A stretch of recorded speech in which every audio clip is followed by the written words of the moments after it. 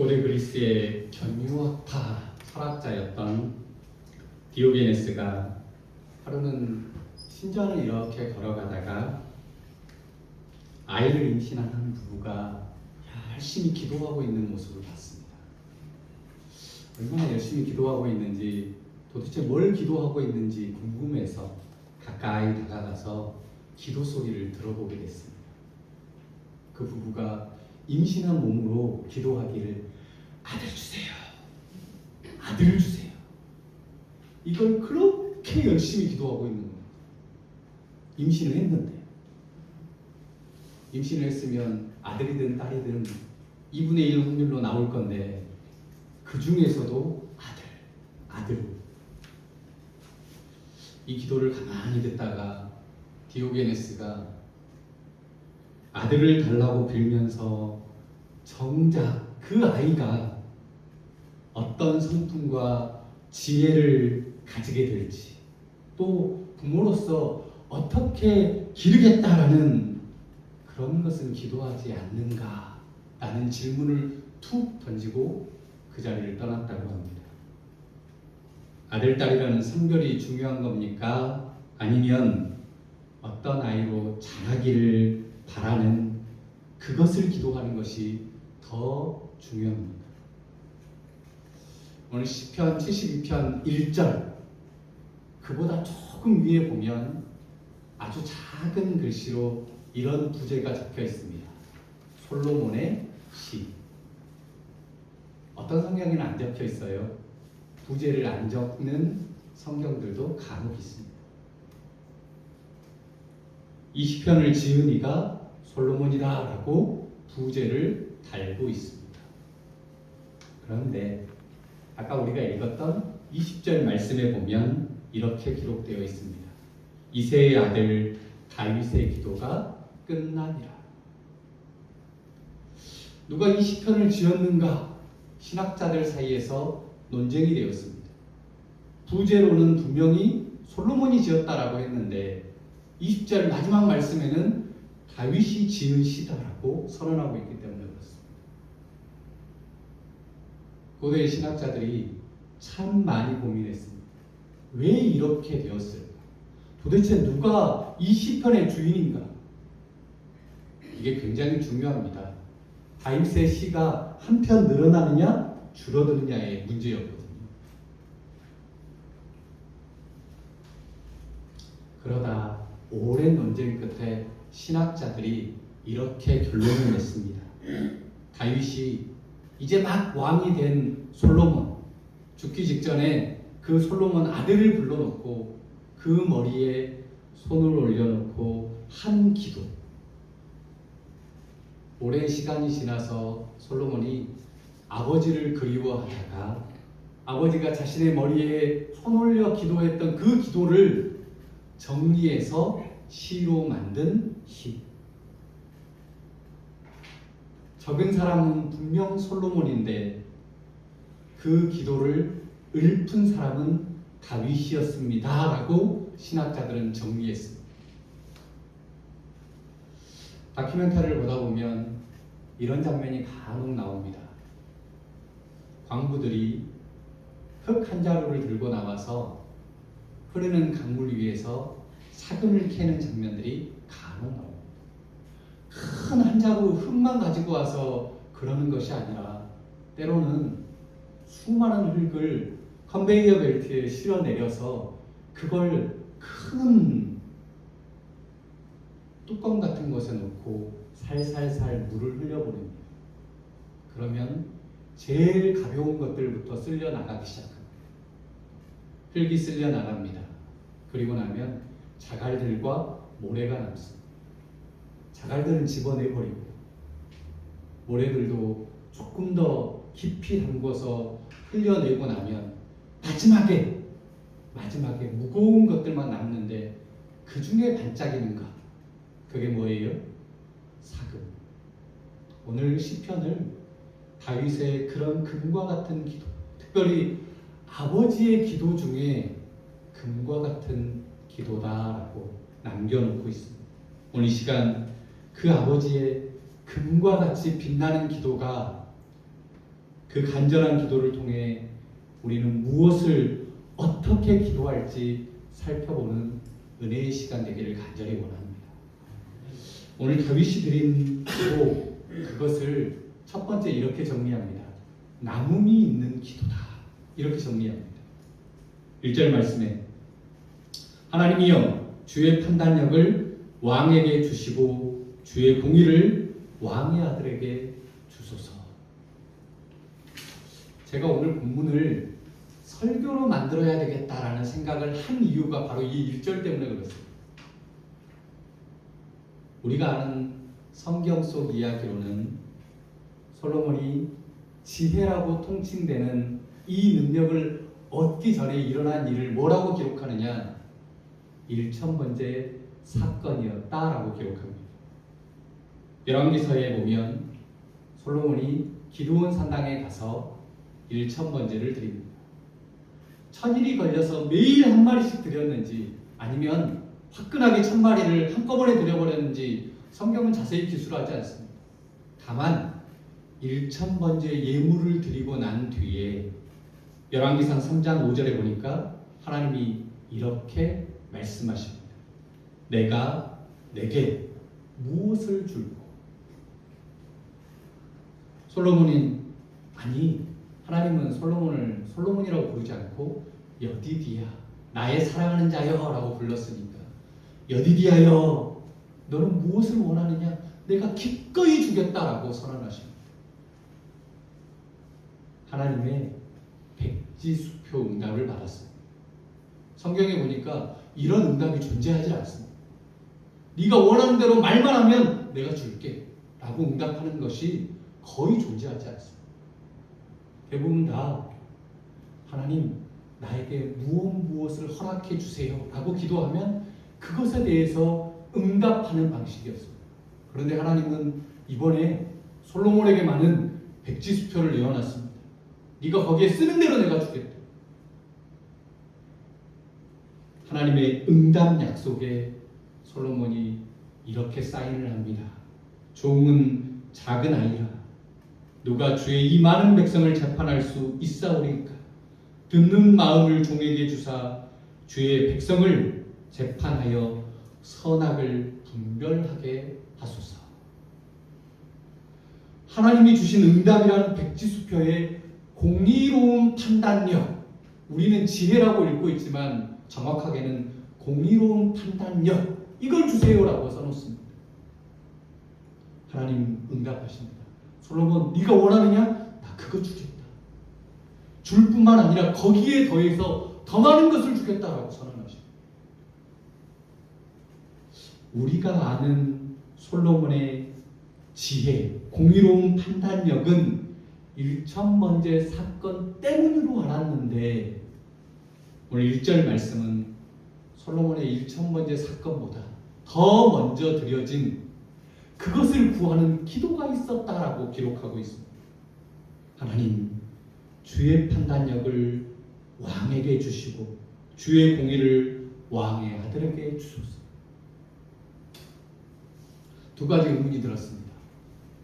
과연 하나님은 솔로몬이 드린 1000번째 때문에 응답하신 것인지 아니면 더 먼저 드려진 다윗의 기도 때문에 응답하신 것인지가 첫 번째였습니다. 두 번째는 솔로몬은 왜 백지수표 응답을 받아놓고 다른 것 쓸 수도 있었는데 다른 것 말할 수도 있었는데 왜 공의로운 판단력 그것을 구했을까? 첫 번째 질문은 그렇게 중요하지 않았습니다. 하나님의 응답의 영역이니까 하나님이 응답하셨겠지만 그럼에도 불구하고 곰곰이 생각해 봤습니다. 그랬다가 문득 머리에 스쳐 지나간 것이 야곱과 에서가 생각이 났습니다. 이삭이 나이가 많아서 죽을 때가 가까웠다라고 성경은 기록하고 있습니다. 그런데 그 이삭이 야곱과 에서, 특별히 에서를 축복하기 위해서 아들을 불러놓고 이렇게 얘기합니다. 아들아, 가서 네가 잘하는 사냥을 해라. 그리고 내가 그것을 먹고 너를 마음껏 축복하겠다. 에서가 사냥하기 위해서 사냥 도구를 챙겨서 들고 나갑니다. 자, 거기까지는 그렇습니다.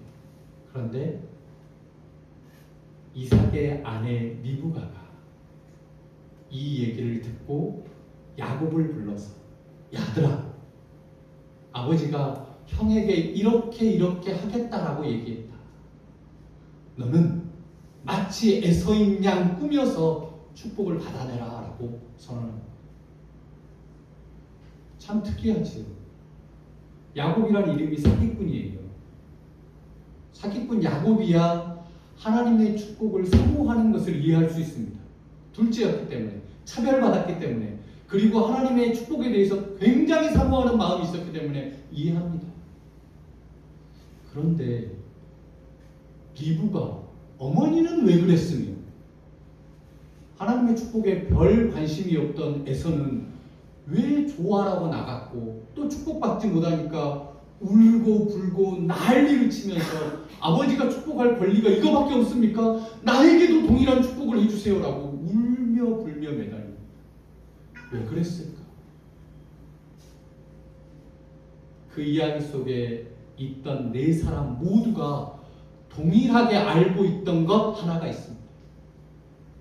아버지의 이름으로 축복한 그 축복이 반드시 응답될 것이라는 약속을 알았습니다. 야곱도 알았고, 에서도 알았고, 리브가도 알았고, 심지어 축복하고 있던 이삭조차도 알고 있었다는 사실. 다윗도 그런 심정으로 기도하지 않았습니다.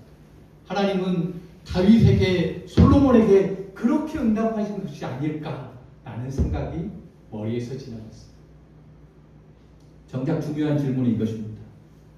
왜 솔로몬이 백지수표 응답을 받아놓고 왜 솔로몬이 공의로운 판단력이라고 하나님께 이야기했을까? 하나님, 아버지를 보니까 아버지가 평생 전쟁을 해왔습니다. 나에게 강력한 힘을 주셔서 온 적군을 물리칠 수 있게 큰 나라, 떵떵거리는 나라 되게 해주세요 라고 기도할 수 있었습니다.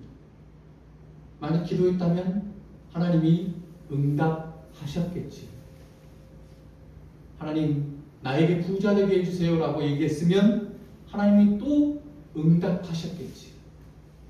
하나님, 나에게 좋은 사람들 많이 허락해 주세요 라고 했으면 그것도 응답하셨을 겁니다. 그런데 그 많은 것 기도할 수 있는데도 불구하고 우리 생각에는 이게 도대체 무슨 필요지? 싶은 공의로운 판단력. 지금 우리야 지혜라고 읽고 있지만 공의로운 판단력을 구했을까? 도대체 뭘 근거로 솔로몬은 이 이야기가 툭 하고 터져 나왔을까? 곰곰이 생각했습니다. 왜 솔로몬이 이것을 구했을까?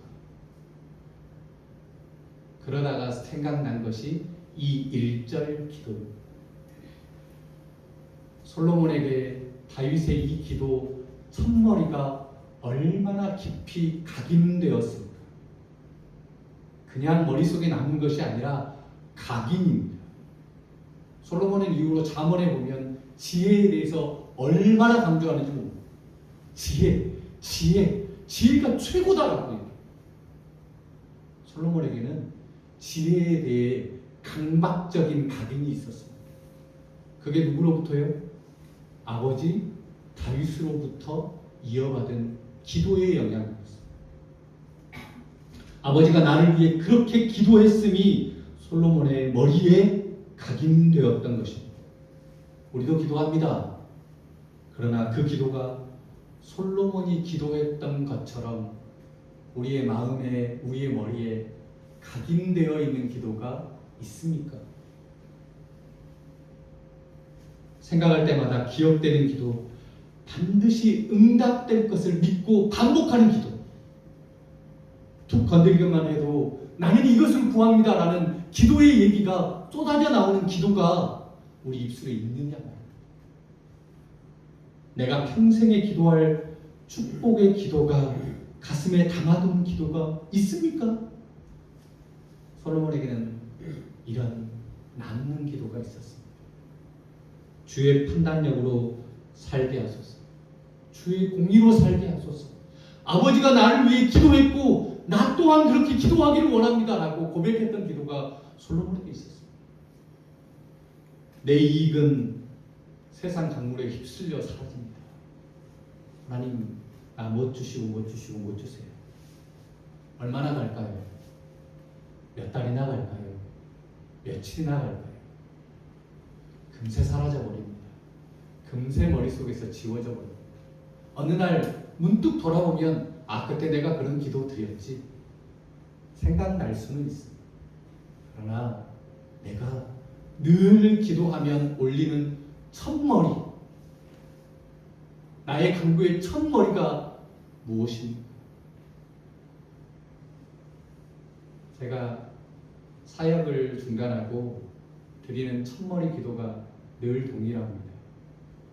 사랑하는 우리 목사님들, 특별히 가까이 지냈던 세부 목사님들을 늘 기도합니다. 첫머리의 첫 기도. 그리고 두 번째로 기도하는 것이 제가 어머니처럼 사랑했던 전도사님 한 분을 위해서 기도하는 것. 이 네 가지가 제 첫머리 기도입니다. 그 중에 한 분이 저희 목사님이십니다. 늘 기억하고 기도하는 것. 여러분도 기도하는 첫머리에 이런 기도의 제목을 늘 남겨주십시오. 기도하면 당연히 기도하는 그 제목, 내가 반드시 응답되기를 간구하는 그 제목, 그 기도가 여러분에게 꼭 있기를 간절히 바랍니다. 두 번째로 다윗이 드린 기도는 뭘까?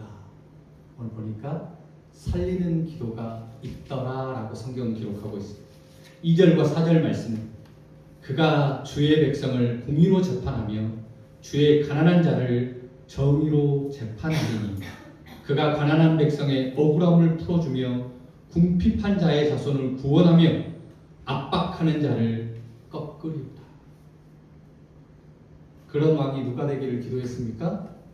사랑하는 아들 솔로몬이 그런 왕이 되게 해주세요 라고 기도했습니다. 아, 아들 위해서 기도했네. 아들 위해서 기도한 건 맞습니다.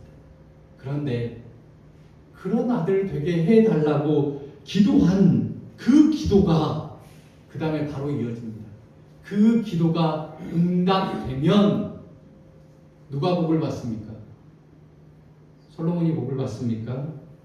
아닙니다. 그 혜택 누구에게 주어지느냐? 성경에 그 뒤로 쭉 읽어보면 이렇게 나옵니다.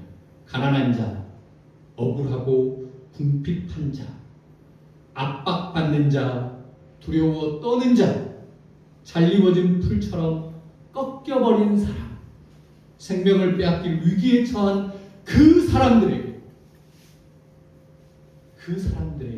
6절 말씀, 그는 뱀풀 위에 내리는 비같이 땅을 적시는 소낙비같이 내리리라. 이렇게 얘기해요.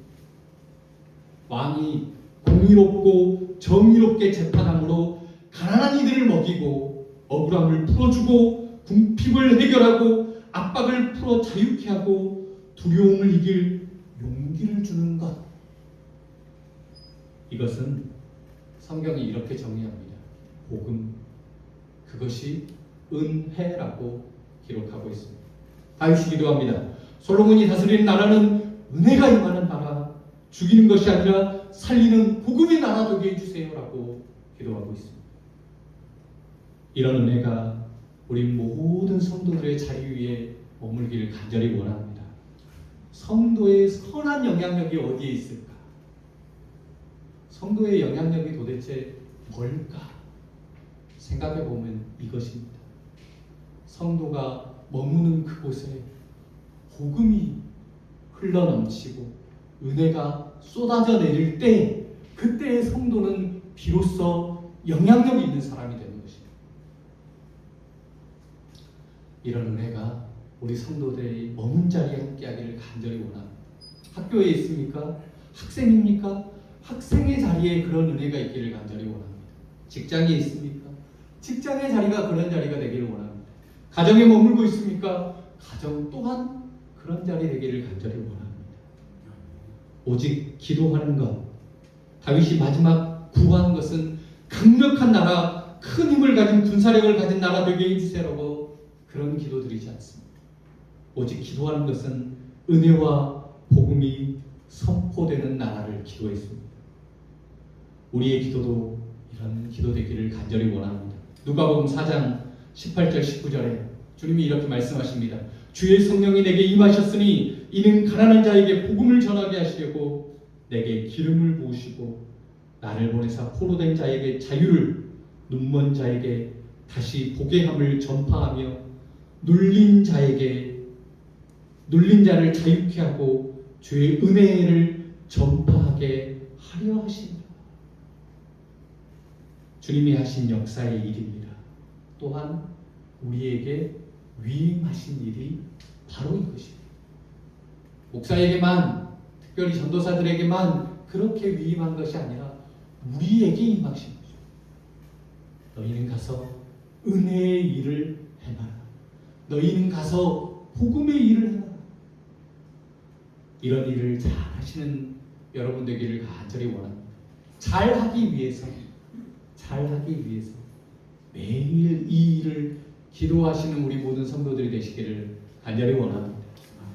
세 번째로는 다윗이 드린 기도는 찬송이 되는 기도가 되었다라고 이야기하고 있습니다. 다윗이 주의 공의를 기도하고 가난한 자와 억눌린 자를 위해 기도하며 의와 평강이 넘치는 나라, 땅끝까지 그 역사함이 넘치는 나라, 존귀한 나라, 번영과 번성의 축복이 넘치는 나라 쭉 기도합니다. 길게도 기도했습니다. 17절에 도달하기까지. 그런데 마지막 예수님 이름으로 기도합니다 라고 끝내지 않습니다. 다윗의 기도는 달랐습니다. 사실 다윗의 기도를 늘 살펴보면 다윗의 마무리는 늘 좀 다릅니다. 그가 바라는 환상과 이상적인 꿈을 기도함으로 머무르지 않고 내 소원, 내 바람만 잔뜩 이야기하고 끝내지 않고 다윗의 기도 끝자락에는 늘 하나님께 영광, 찬송을 올려드리는 기도로 마무리를 짓습니다. 18절에 홀로 기이한 일들을 행하시는 여호와 하나님 곧 이스라엘의 하나님을 찬송하며 라고 기록하고 있습니다. 그 모든 역사의 힘이 누구에게 있느냐라고 고백하느냐, 그것이 솔로몬에게 있다라고 선언하지 않습니다. 그 응답의 힘은 하나님께 있습니다 라고 고백합니다. 제가 주기도문을 늘 낭송하면 지금도 많이 헷갈립니다. 옛날 개혁 한글판 주기도문을 외우다가 개혁 개정판으로 바뀐 뒤로 되게 많이 헷갈려요. 웃으시는 분은 공감하고 계시는 거죠. 지금도 잘 못 외우겠습니다. 심지어. 왜요? 머릿속에 두 개가 막 혼재되어서 쏟아져 나오다 보니까 지금 내가 어디를 하고 있지 싶을 때가 있어요. 개혁 한글판 예전 구번역 주기도문 마지막 두 번째를 보면 대개라는 표현이 나옵니다. 이게 왜 먹는 건가 싶어서 생각할 분도 계시겠지만 이 대개라는 표현이 한자어 표현입니다. 왜냐하면 이라는 뜻입니다. 왜냐하면 앞에 우리가 이러한 은혜를 주세요, 하나님 응답해 주세요 라고 기도하는데 대개 왜냐하면 주의 나라와 권세와 영광이 오직 하나님의 것이기 때문에 응답해 주세요 라고 얘기해요. 우리도 우리의 기도에는 반드시 이유가 필요해요. 하나님 이렇게 응답해 주세요. 왜냐하면 하나님이 찬송 받으실 분이기 때문입니다. 오늘 다윗은 이렇게 기도하는 거죠. 왜냐하면 하나님이 찬송 받으실 분이기 때문입니다. 내 힘으로 산 것이 아니라 하나님이 찬송 받으시길 분이기 때문에 다윗이 지나온 삶을 쭉 돌아보고 나니까 깨달은 것 하나가 이것입니다. 내 힘으로 산 것이 아니라 찬송 받으실 하나님 때문에 살았구나. 내 힘으로 산 것 아니라 찬송 받으실 하나님이 나를 살려주셨구나. 내 힘으로 그 문제의 산을 넘어온 것이 아니기 때문에 다윗의 고백은 늘 한결같았습니다. 찬송받게 드릴 것이 없습니다. 그러니 이제 결론입니다. 찬송합시다. 찬송합시다. 찬송에 힘을 더합시다. 제가 부끄러운 고백을 좀 드리겠습니다. 목사로 교회 안에 있을 때는 찬송할 일이 참 많았습니다. 아침 새벽부터 나와서 새벽기도회, 구역예배, 또 교육자 회의 때 하는 찬송, 또 끝나기 전에 기도하면서 찬송할 일, 개인적으로 교회당 한켠에서 조용히 기도하면서 찬송할 일 정말 많았습니다. 그런데 교회 밖으로 나오고 나니까 제일 먼저 멈추고 회복하기 힘들어하는 것 중에 하나가 찬송하는 일이에요. 여전히 말씀을 읽고 매일 새벽 무릎을 꿇고 기도하는 일은 여전히 행하고 있는데 어느 날은 찬송 한 절 부르지 못한 때가 있었습니다. 곰곰이 이 말씀을 준비하면서 나는 얼마나 찬송하고 있을까 생각해 보게 되었습니다. 한 달 전에 이 말씀을 계획하고 준비하면서 이 말씀이 제 안에 덜컥 떨어져 내렸습니다. 나는 얼마나 찬송하고 있지?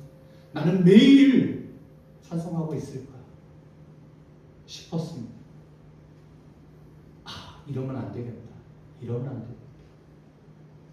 그날 주일 말씀을 받아들고 내가 한 주간 이 말씀으로 살아야지 싶어서 말씀을 메모했습니다. 그리고 그날 불렀던 찬송가 한 절을 거기에 같이 메모해서 제 다이어리 한켠에 철컥 붙였습니다. 내가 매일 이 말씀으로 기도하고 이 말씀으로 찬송합니다. 내가 반드시 버릇처럼 습관처럼 다윗처럼 기도하겠다. 다윗처럼 찬송하겠다 결심했습니다. 여러분, 다윗이 찬송한 것 그것은 거의 습관에 가득하고 있습니다. 다윗은 입만 열면 찬송하기를 멈추지 않았습니다. 왜요? 다윗의 말하는 습관이 찬송이었고 다윗의 생활 습관이 찬양이었기 때문에 그렇습니다. 여러분, 우리도 입술을 열기만 하면 찬송하는 일, 입술을 열기만 하면 하나님께 높이 올려드리는 일을 멈추지 않는 우리 모두가 되시기를 간절히 원합니다. 의식적으로든 의식하지 않든 힘을 다하여 찬양하는 우리 모두가 되기를 간절히 원합니다. 말씀을 마치고자 합니다.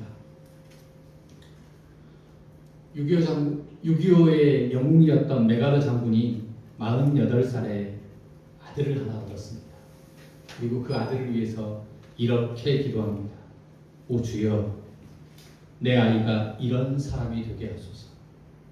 약할 때에 자신을 분별할 수 있는 힘과 두려울 때에 자신을 잃지 않는 용기를 주소서. 정직한 패배 앞에 당당하고 태연하며 승리의 때에 겸손하고 온유한 사람이 되게 하소서. 남들을 다스리기 전에 먼저 자신을 다스리는 사람, 웃을 줄 알면서도 우는 법을 결코 잊지 않는 사람, 미래를 향해 전진하면서도 과거를 결코 잊지 않는 사람이 되게 하소서. 우리는 무엇을 기도하고 있습니까? 아버지 다윗의 기도를 보며 무엇을 기도하기로 결심하셨습니까? 바라건대 우리의 기도에 3가지 근거가 있기를 원합니다. 첫 번째, 주의 공의. 두 번째, 주의 사랑. 세 번째, 주를 향한 찬송이 늘 함께하기를 간절히 원합니다. 또 우리 기도에 3가지 기도의 제목이 빠지지 않기를 원합니다. 첫 번째, 주께서 주시는 판단력으로 주의 나라를 위해 살기로 다짐합니다. 두 번째, 주께서 사랑하는 영혼들을 살리고자 하는 그곳에 내 무릎이, 내 두 손이 우리의 수고로 엎드릴 헌신을 다짐하는 기도가 늘 있기를 원합니다. 세 번째로, 주께 찬송 드림으로 무익한 종임을 늘 고백하는 고백이 떠나지 않기를 간절히 원합니다. 마지막으로 우리의 기도하며 잊지 않기를 원하는 3가지가 있습니다. 주께서 주신 능력이 늘 내게 공급되고 있다는 사실, 주께서 세상을 사랑하지만 그보다 먼저 나를 사랑하셨다는 사실, 주께서 나로부터 찬송 받으시기를 기뻐한다는 사실을 잊지 마시기를 간절히 원합니다. 주의 공의, 주의 사랑, 주를 향한 찬송을 늘 기억하셔서 응답받던 다윗처럼 응답의 사람, 하나님의 응답을 나 자신뿐만 아니라 내 가족에게, 나를 통해 만나는 모두에게 은혜로 뿌리울 수 있는 우리 모두가 되시기를 간절히 축원합니다. 기도하겠습니다.